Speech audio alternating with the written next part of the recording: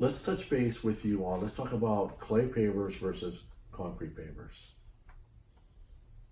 Okay, well, first of all, I'd say there is really no comparison. There is not, but There as a is. paver, the 4x. But there is.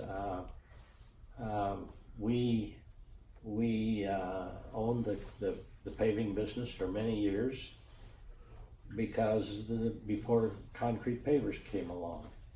And but again, there are a lot of manufacturers that did not like to make pavers because Back to being solid again. yeah, it's a solid unit, then they have to set them differently and they have to slow their kills down maybe. Yep. In that case, it was not the case with us, but they had to slow their kills down, so they were difficult to make, like special shapes. They're difficult to make. And so they didn't, there weren't many manufacturers wanting to make clay pavers. Then along came concrete, and they could mold them in any shape that you wanted to, in a hexagon or a bone, you know, a T-bone or a I-paver, you know, a configuration, which we did some of that with clay. But concrete came along, and they were very plentiful. Anywhere you only had to drive 20 miles to find a plant that made clay pavers, or I mean concrete pavers. And so they were very plentiful, and they were cheap. They weren't better, as I mentioned on other products, but they were good enough. And then they learned how to color them, you know, and even though the colors are not color fast, they fade badly. But it was a selling point they had.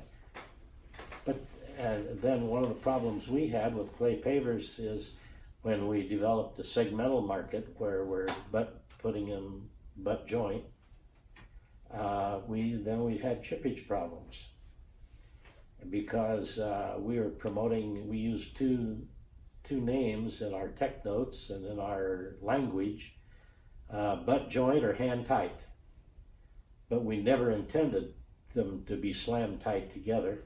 We never intended them to be butted together. Every design manual I've ever read says space them 1/8 to 1/4 of an inch apart. Well, how do you do that and you maintain any kind of productivity? So that they deliver the pavers to the job, and the paver setters just grab them and they throw them in. No worry about spacing. When you put them on a sand bed, personally, I don't think it's possible to compact that sand bed enough to prevent vertical movement. And when you have vertical movement, you have chippage, especially with a hard paver that's, you know, very perfect on the edges and so on. Concrete had the same problem, but here again, they were ahead of us. They were more forward. They put the notches on them, right? Well, the first thing they did is chamfer them. They chamfer them. Yeah, that's true. But they still had problems. So then you can mold them, so they would put chamfers on them. The chamfer only went about 2/3 the way up the paver. The chamfer didn't show at the top. And so they got by just fine. And that pretty much prevented their chippage issues. So what did we do? We said, well, we've got to chamfer ours too. So then the manufacturers, the few people that were into the business, started to put chamfers on them.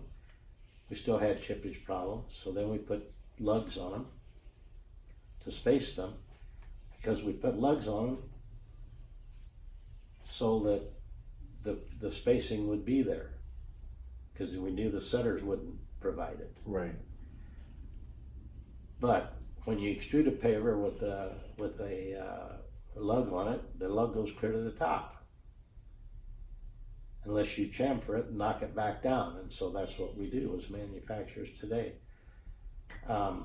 Just like that paver you gave me. But the concrete people were forward thinking, and they addressed those issues as they come along, where we sit on the outside, or sit back there doing not enough. And I remember sitting around the board or the committee table at BIA. I was served on the paver committee, and there's talk about, for 2 or 3 years I heard them say these concrete people stole our market. I said, they didn't steal anything. They created a market. Now we're complaining because we're not playing in it. Yeah, you want more of it, right? Yeah. So then along came a couple of plants dedicated just to making pavers. Pine Hall has, a dedicated They plant. do, yeah. And Boral had one. I think it's now been converted to brick. They got out of that business, but I understand. But we is just not that big a production of clay pavers anymore.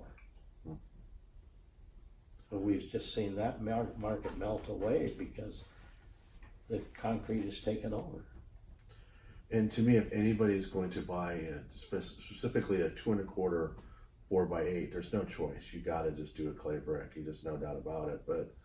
But they've done such a good marketing, and it's so easy. It's not that even the brick distributors are in the landscape business, because you go to Lowe's and Menards and it's easy. You take a cart and you take what you want and you go, and they just keep replenishing it. And if you get some of that stuff, it's not the greatest product. I'm telling you, when you see it and you touch it and it's inexpensive and you can use it and you do what you want. You want to do something around your trees, or you want to do some lay up some block or do some different things, or just have a walkway or whatever. It's simple and quick for them to do. And we're not in that market. I mean, we're really not. We're really missing the boat. And I don't know that many of the Menards, I'd have to go look and see Lowe's or whatever, but I don't know. At one time, they were buying some brick pavers. There were some people selling to them. I don't know if that's still happening today. I'd have to. I haven't checked paver stocks at the big box stores. I know Pine Hall, I believe, and maybe General Shale, one of their plants, were selling the big box stores. 1 or 2 colors maybe, I don't know. But we never liked that kind of business. They like to tell you what they're going to pay.